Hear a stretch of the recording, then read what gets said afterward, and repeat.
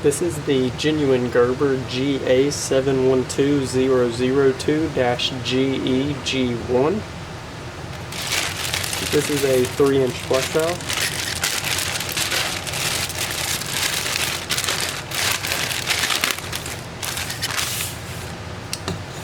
This flush valve comes complete with the gasket and nut to secure it to the tank, and the flapper, chain, and the hook to connect to the lever.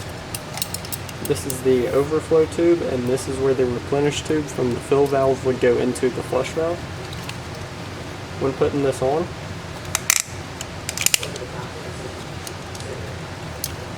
the gasket would go first, and then the nut onto that, and that would secure it to the tank.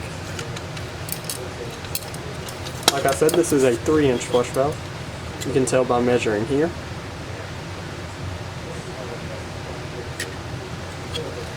That's the length of the overflow tube.